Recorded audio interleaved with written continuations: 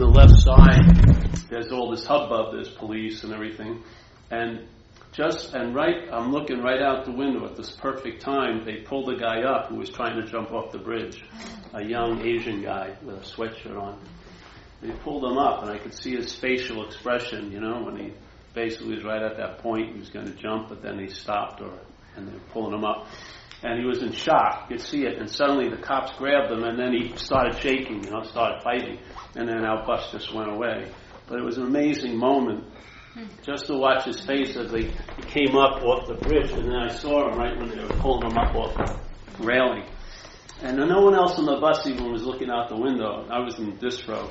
And they were all talking. I'm going, geez, it's a good way to leave town, I just love to capture mind when you can see mind, see where mind can lead us to a point of fuck it, in a way, where something seems to be the last choice, to end your life with some young kid. So that was a good way to start the trip, drive, and then we sat on the tarmac for a few hours.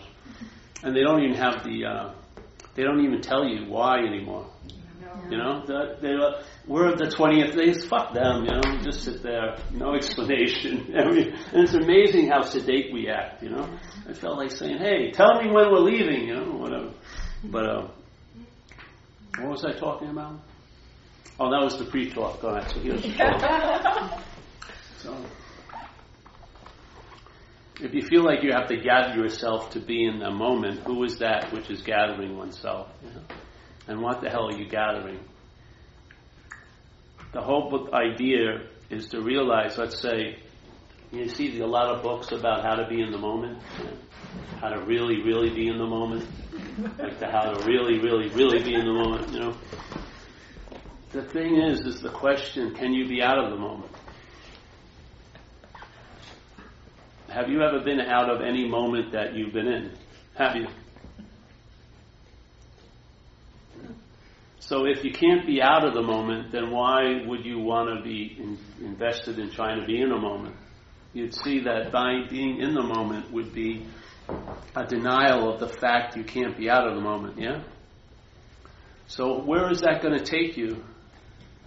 If you keep denying the fact of what's so and pursuing a false what's so, you're going to live in a sense the what's not so, yeah? Just like the idea of trying to get out of self is ridiculous because you can't be in self. Yeah? There's no self for you to be in. You'd have to be a self to be in a self, yeah? If it's you that are in a self, who's that you that's in a self? Is that a self also? I mean, it's like one of those Russian dolls. You keep opening it and there's another doll in it. Where does it end? Where does it become an authentic self that's been finally the one that's been in that self and out of that self, in that, out, There isn't one. The whole point is we're not in a self. So there's no need to get out of it. That's the solution. The solution is it's an imaginary problem. That's the freaking solution. If you keep applying solutions to an imaginary problem, that's a problem. Yeah? We're in the midst of our own problems because of a faulty understanding. We're seeing black as white, and we're seeing up as down. We're seeing yes as no. It's very, very unclear in our mind. Our mind is agitated. Yet it doesn't want to admit that and admit that it doesn't know, so it wants to be right about what it doesn't know. Yeah? Where in the Zen, the highest form of mind is I don't know. It's a beautiful state because in I don't know, you're thrust in a position of finding out, which is a very high form of knowledge. Yeah? When you find something out, it's much different than when you know something. When you know something, there's always the opposite possibility that you'll forget it when you really need to know it. Yeah? But when you find out, it's much more convincing. It almost can turn into an unspoken yes. Yeah? You can really sort of get something in your gut. Once you get it, then you realize there's no need to get into a moment that I can't be out of, and there's no need to get out of something I can't be in. Yeah? What happens then? Find out. You may feel an ease and comfort that you're not feeling about 5 seconds before that. Yeah? Because the mind, in selfing, that's the term I use, selfing, It's an activity of a mental process, yeah? It's the manufacture of the me, the idea of me. Yeah? So we're all sitting here, right? And I'm looking, my experience of everyone in this room is they are you, yeah? You, yeah? Your name tag is like the body, so you. And everyone looking back at this sees me as a you, yeah? Not one time in your life are you going to see me as me.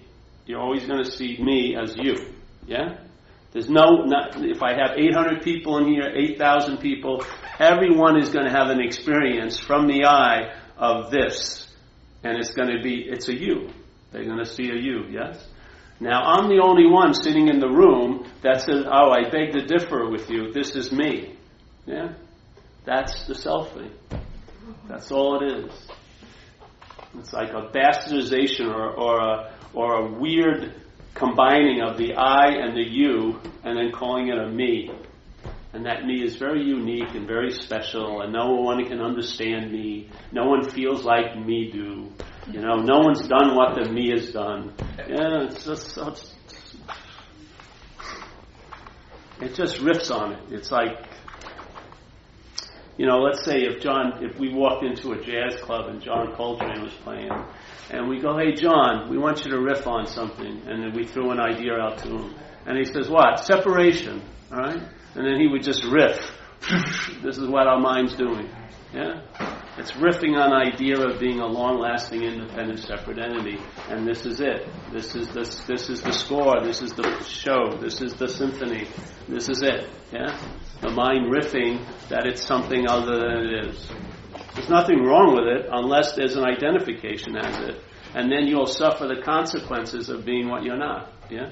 You will feel as if you are really special. You will feel like no one can understand you. You can't even get to the point of feeling, or maybe you're the sense of the source of love, but you'll live a life that's been unloved.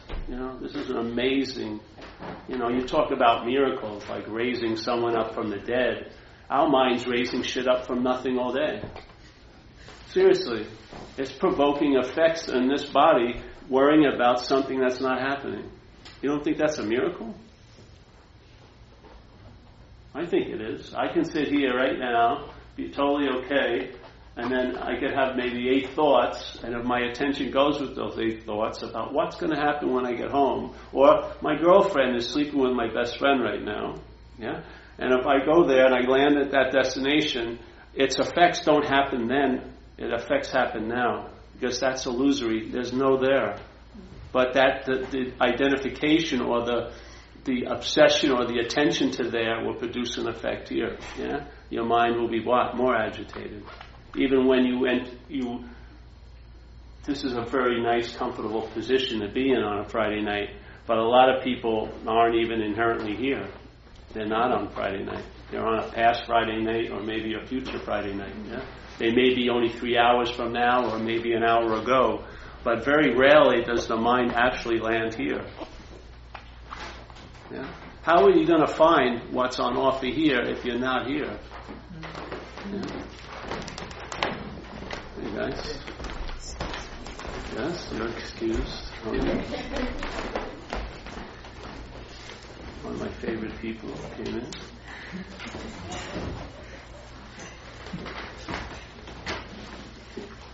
Well, that's the end of the meeting. Joe's coming to.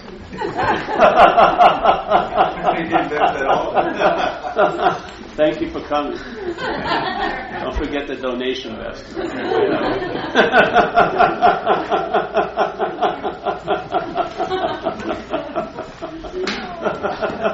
Oh, Joe! How are you?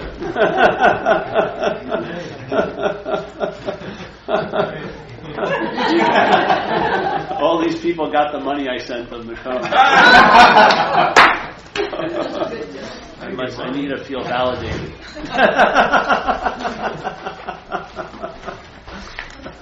So I don't know, the view I take is you can't be a teacher of what you are, right? But you can teach about what you're not. Yeah? Because it's not you, you're seeing it. So you can describe the manufacturing of what you're not. You can follow its traits. You can characterize it.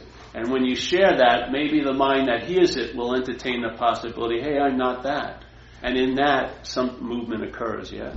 Because if you're identified as a self, yeah, your desire for freedom and wanting peace will still be there, but it will be framed in you're going to want peace and desire freedom as that, which you're not, yeah? You're going to be trying to find peace as a self instead of from a self. It's hugely different, yeah? To me, trying to find peace as a self is a form of slavery, because you're going to keep having to keep looking and looking and looking. You'll never arrive, yeah? But the peace to me is from, not for or as. So when I was entertained this idea, when someone shared it with me, and I entertained, hey, I may not be that, yeah? From that point on, as soon as my mind can entertain, hey, I may not be that, it could entertain, hey, I can be free of that, yeah? It couldn't entertain being free of it when it took itself to be that, yeah? That's why it had to get therapy. That's why it has to do all these shenanigans, trying to get relief as that, trying to convince that to leave it alone a little bit, trying to win it over, trying to, soothe it, instead of just walking fucking away from it, yeah? And that's what can happen. If you see it isn't you, when you walk away, you'll never even look back. When the sirens of Ulysses start singing, but wait, you won't even look back. Seriously, it's like getting off a dead horse. You put down the whip, and then there you go. Because the horse wasn't moving, but you were tiring the hell out of yourself, whipping it constantly. It ain't going anywhere. You know what I mean? So in recovery, we had a great preliminary. Because in recovery, when you get into recovery, they have a book, and it starts describing the attributes of the disease of selfing, basically. And it also describes certain principles that are at play. One of them is any life run on self-will will not be successful. That self-knowledge will avail you nothing. So a lot of people think knowledge is valuable, but if the self, which its main movement is the claim, yeah, the selfing, that's what it does. It doesn't have a life, so it says it's my life. There's no thinker of the thoughts, but it says I'm the thinker, I'm the feeler, I'm the doer, I'm the haver, yes? It's all a movement of claiming. It's like this. If I had a bottle here, and it was just everyone saw it as a bottle, I could give it a different meaning if I call it my bottle, yeah? Now the bottle infers there's an owner of it, yeah? Body, my body. So the body isn't the body anymore. It's being used to infer the one who has the body, which is the me. Not the I, the me, yeah? So problem, my problem. The problem now has a different agenda. It's just not a problem, it's my problem. Yeah? And the my, just like if you put a word here, money, and you put a word relationship, and you put a word health, and you read it based on what you were feeling tonight, you would have a different meaning, yeah? One could be really heavy, the other could be light. I'm saying you can add a huge amount of heaviness if you precede every one of those thoughts with one word, my money, much different, eh? My health, much different. My relationships, much different, much heavier, yeah? Isn't it? That's how we're traveling. That's the difference between traveling heavy and traveling light is the my. Really, we may be used to traveling heavy. That doesn't mean we're not traveling heavy. It's sort of like if you took a thought and you weighed it. You can't, but let's say you could. And you weighed a thought. It was like an ounce. Yeah?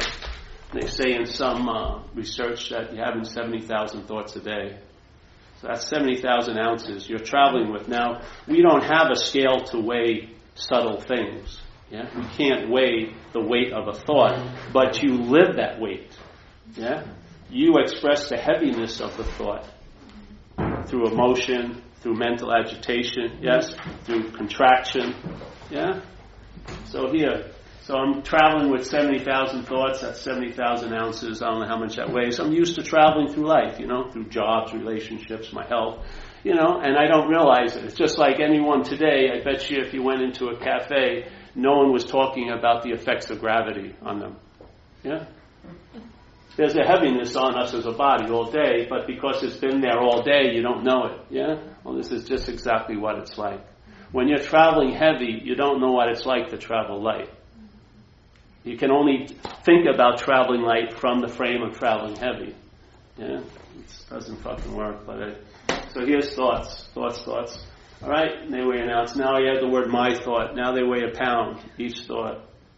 Yeah? Let's say specifically about one, maybe a topic of sex. Much more important than, let's say, relationships for me. So every thought that seemingly is about sex is going to weigh a pound now. Now you're traveling through a day with about a couple thousand pounds.